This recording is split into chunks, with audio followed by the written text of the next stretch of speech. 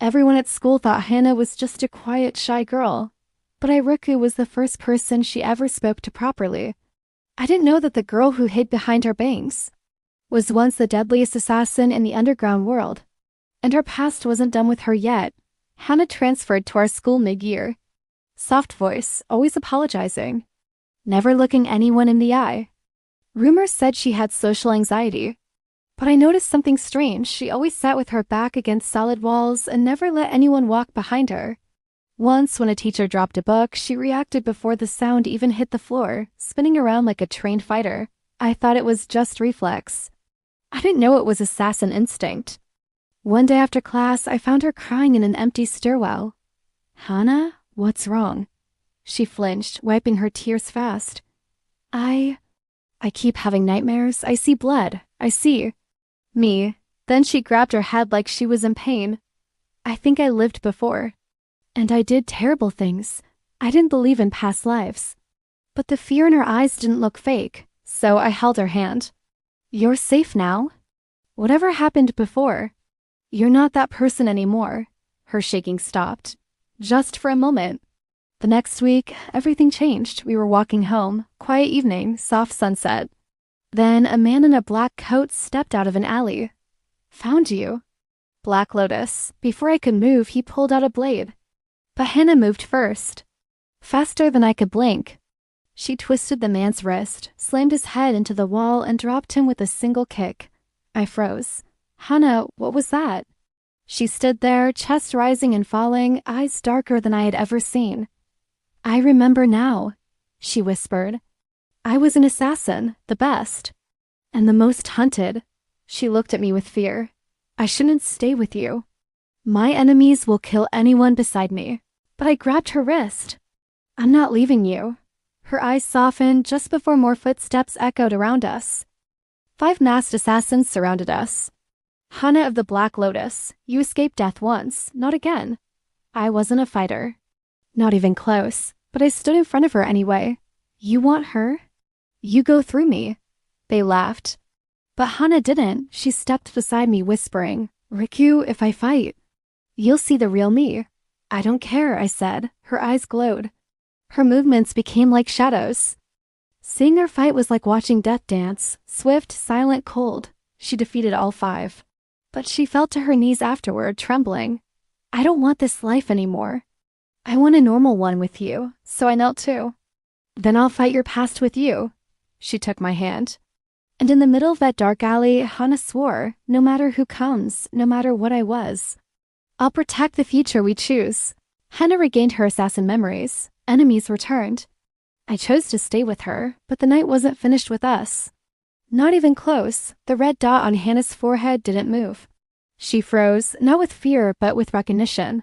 "That mark," she whispered. "Only one person uses that targeting system." The voice from the speaker distorted again. "Don't run, Black Lotus. I only need 1 bullet." My heart dropped. "Hannah down." I grabbed her and dove behind a parked car as a bullet shattered the air, and the ground where she stood exploded in sparks. She didn't scream. She didn't panic. She just breathed slowly, like an animal ready to strike. "Hannah, who is it?" Her voice was barely a whisper. "Ghost Trigger. The sniper who killed me in my past life." My blood ran cold. "He killed you? And now he wants to kill your reincarnation too?" She nodded. "I escaped only once. That bullet is meant to finish the job." Glass shattered behind us, another warning shot. But Hannah didn't duck. Instead, she closed her eyes. "Riku, how many seconds between the shots?" I listened. 1, 2, 3, bang. 3 seconds, I said. Her eyes opened sharp, calculating. "That means he's further than 700 meters. He's changing positions. How do you know all this?" "I was trained to kill men like him." I grabbed her hand. "We need police. They can't stop him," she said, shaking her head. "You can't outrun him." "I can't hide from him." Another bullet grazed the car mirror. "But I can outsmart him." She pulled out her phone, opened the camera, and aimed it at the glass windows of a nearby office building. "Ghost Trigger always hides where the sun won't reflect his scope," she said. The reflection showed nothing, until a tiny flicker appeared. "There," she whispered. Top floor. 7th window. She stood. Yes, Hana, what are you doing? She stepped out of cover into the open street. Hana, she didn't move, didn't breathe. She was letting him aim at her. Hana, stop.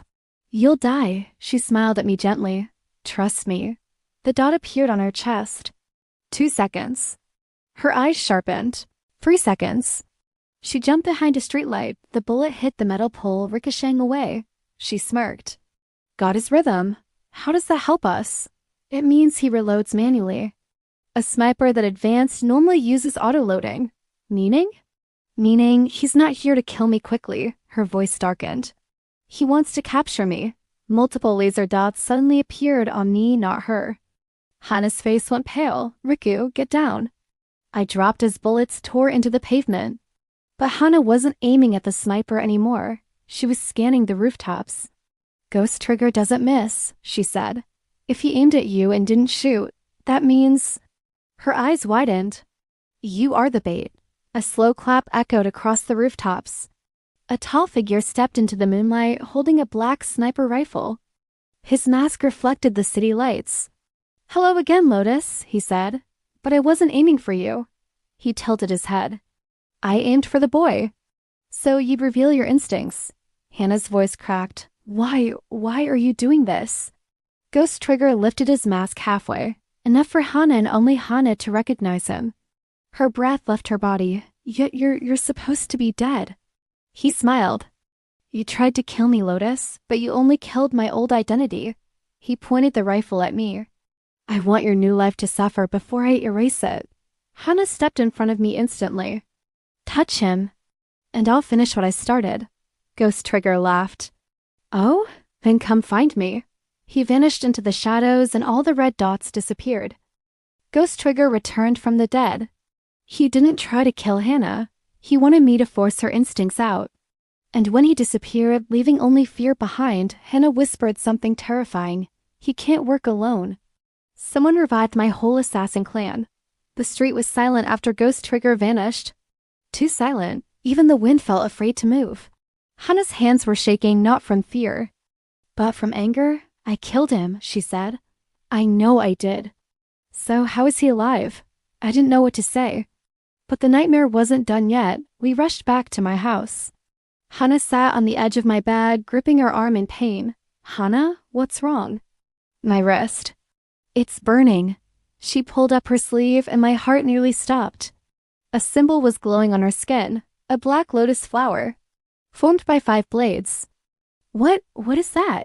She swallowed hard. It's the mark of my old clan. We were the 5-petal shadow. A group so deadly the government erased every record of us. But you said the clan was destroyed. It was, she whispered. I destroyed it. Her voice cracked. I killed my own clan members. To escape that life, her fingers trembled as the tattoo pulsed like a heartbeat. This mark. It appears only when a member is called back. She looked at me, eyes wide with horror. Someone just reactivated the clan. Hana's phone buzzed. A notification, no number, no sender. Just a single message. Petal 1, return to the root. Her face went pale. I was Petal 1. The strongest. The root. That means headquarters. But if they're calling me back? She looked at me and whispered something that made my chest tighten. They know I'm alive. They know where I am. And they know about you. Suddenly every window of my house turned dark. Someone cut the power. Hana's eyes sharpened instantly. They're here. The living room window shattered. A figure in a white mask stepped inside silently, not attacking, just watching. Then 2 more appeared behind him. All wearing white masks, all with the lotus mark. I stepped in front of Hana. What do you want? They didn't answer. One of them lifted a small device projecting a hologram onto the wall. A man in a long black coat appeared, his face hidden. His voice calm and cold. Petal 1, you deserted the clan. You destroyed your family. You died without permission. Hana growled under her breath. Who are you? The hologram chuckled. I am the root. The new leader? You will return. Or your reincarnated life will be pruned from this world. The masked figures all moved at once, straight toward me. Hana exploded into action. In 1 second, she disarmed the first assassin. In 2 seconds, she flipped the second, and in 3 seconds, she slammed the third into the wall. But then something happened. Her wrist tattoo glowed red. Her body froze. Hana, what's happening? She fell to her knees, gasping. The mark. It's controlling my muscles. The hologram spoke again.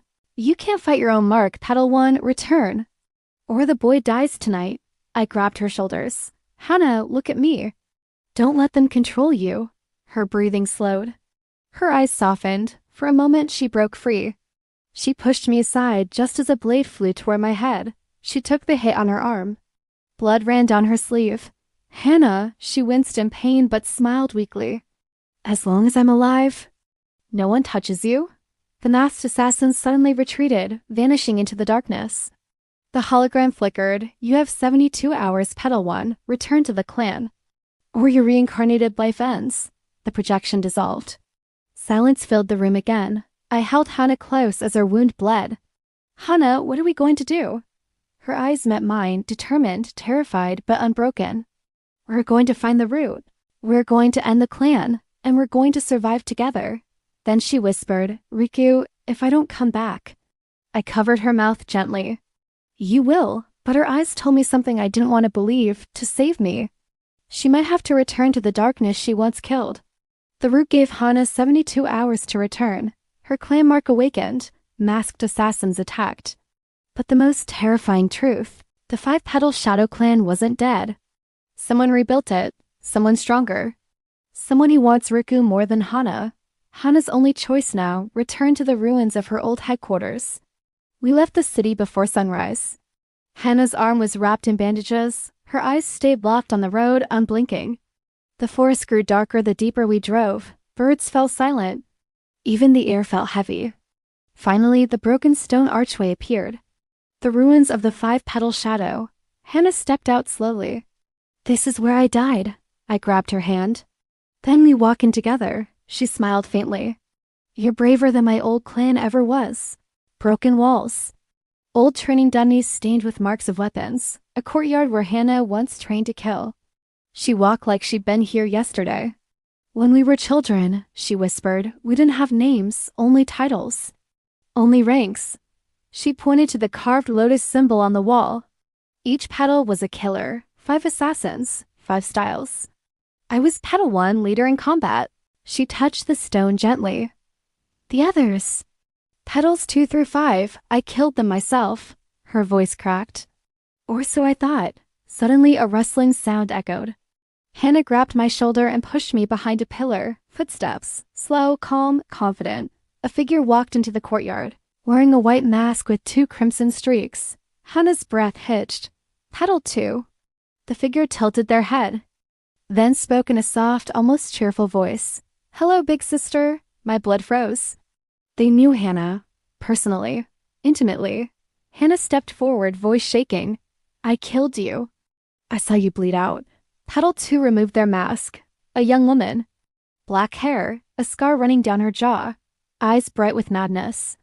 You killed my body, she said with a smile. But I didn't die. Petal 2 walked closer. You left the clan, sister. You stole our freedom.